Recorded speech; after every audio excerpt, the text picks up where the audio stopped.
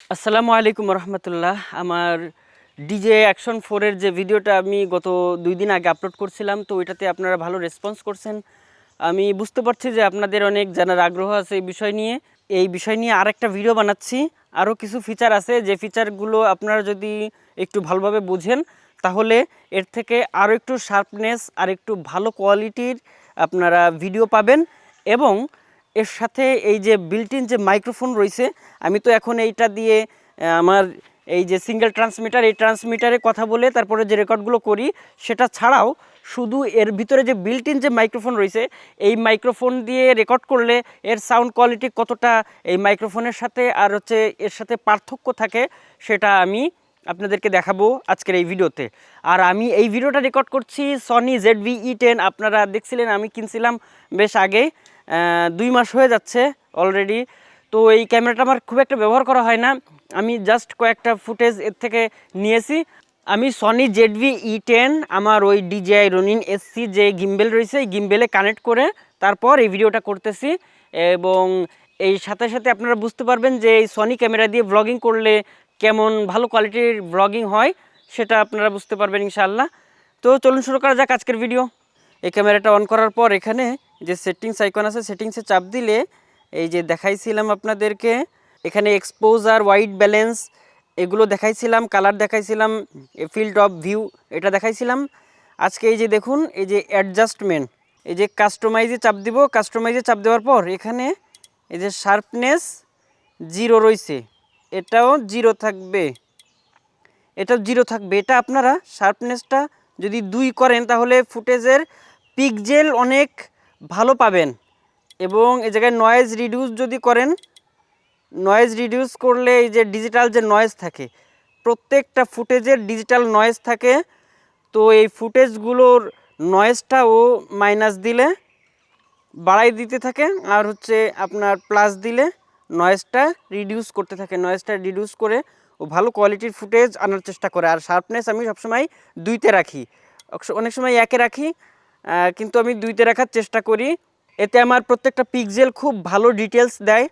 আর pixel কি সেটা বুঝতে গেলে আপনাকে গুগল সার্চ করতে হবে পিক্সেল কি।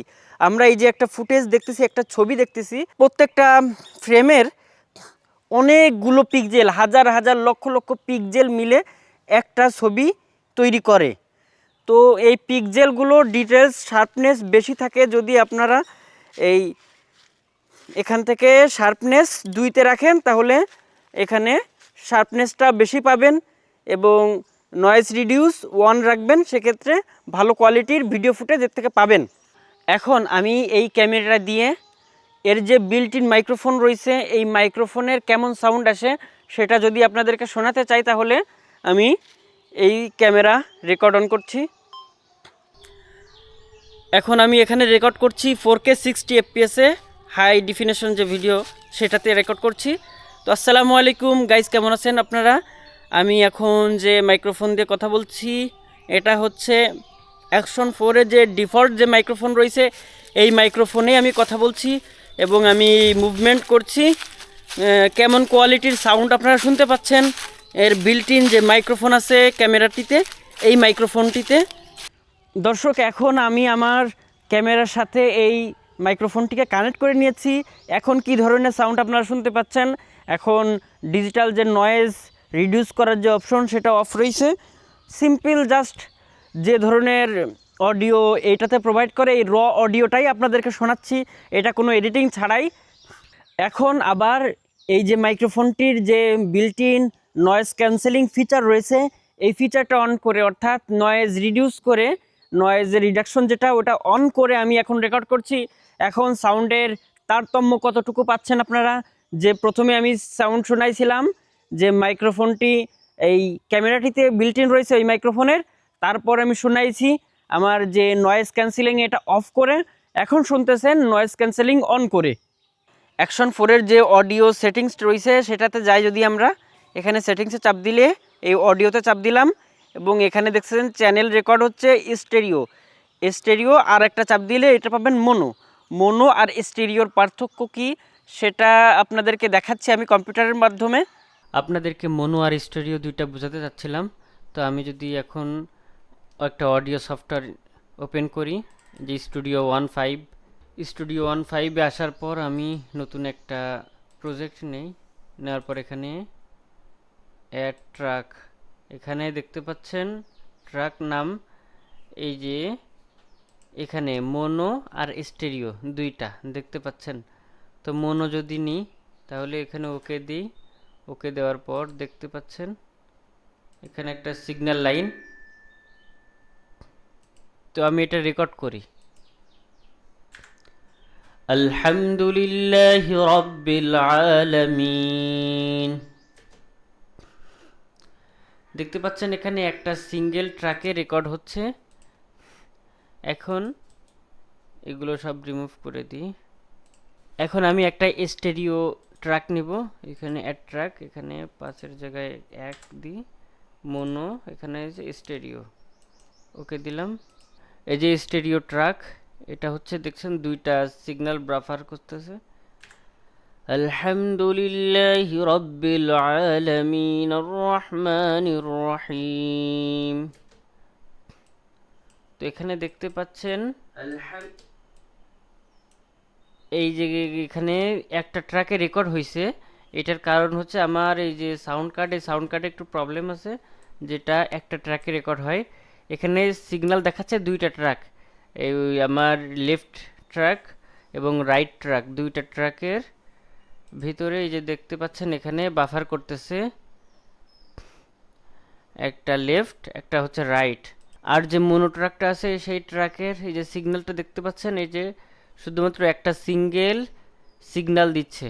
আচ্ছা, আমি স্টেরিও সাউন্ড লিখে সার্চ দিয়েছি, এই যে দেখতে পাচ্ছেন এখানে এই যে একটা স্টেরিও সাউন্ড।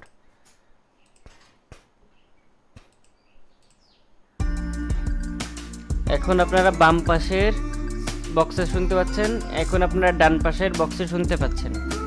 আলাদা আলাদাভাবে ট্র্যাকে এই স্টেরিওতে রেকর্ড করলে আলাদা আলাদা ট্র্যাকের আলাদা আলাদা অডিওটা বিভিন্নভাবে কাস্টমাইজ করা যায়, কিন্তু মোনোতে রেকর্ড করলে আপনাদের ওই একটা ট্র্যাক হয় যেটা সমানভাবে লেফট এবং রাইটে দুইটাতেই বাজে, এটা আলাদা করার কোনো সুযোগ থাকে না।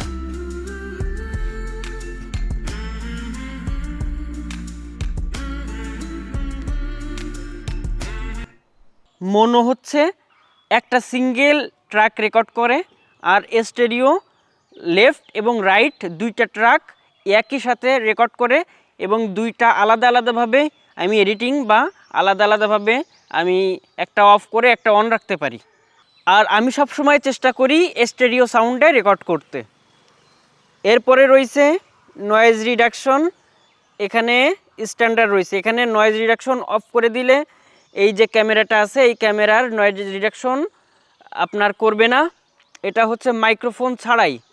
আর এখানে অন করে দিলে স্ট্যান্ডার্ড থাকলে আপনাদের এই মাইক্রোফোনের নয়েজ ক্যান্সেলিং সামান্য কিছু ফিচার রয়েছে, সেটা অন হয়ে যাবে।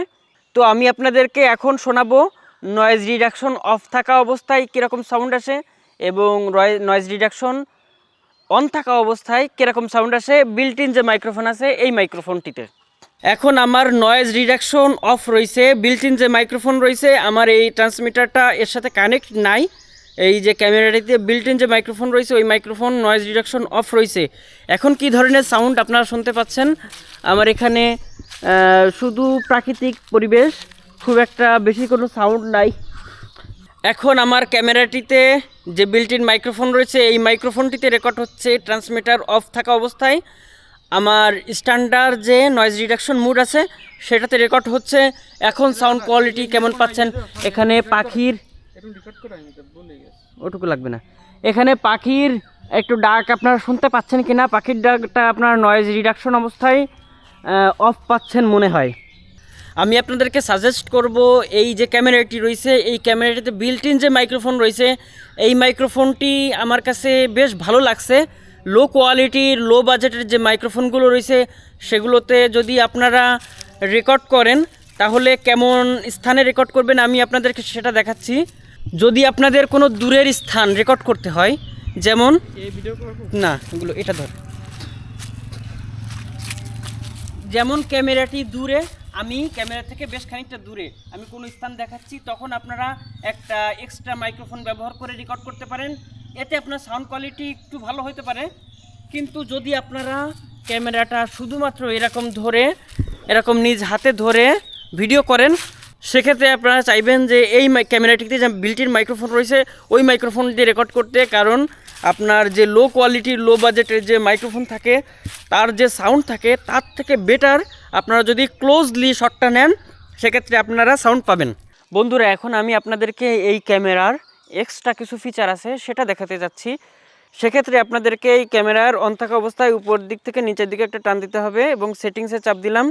সেটিংসে চাপ দিয়ে এখানে যদি আমি নিচে আসি, এখানে দেখতে পাচ্ছেন ভিডিও কম্প্যারিজন। এখান থেকে আমি মোটামুটি H264 এটাতে রেকর্ড করার চেষ্টা করতেছি বর্তমানে। এর আগে আমি রেকর্ড করছি ইফিসিয়েন্সি HEVC। এরপরে নিচে আসি, এখানে সাউন্ড যেটা রয়েছে এটা সবসময় হাই দিয়ে রাখবেন। এখানে কি কোয়ালিটির সাউন্ড রেকর্ড হচ্ছে সেটা আপনাদেরকে ইন্ডিকেট করে দিতে হবে। এখানে হাই দিলে ভালো কোয়ালিটির সাউন্ড রেকর্ড করার চেষ্টা করে।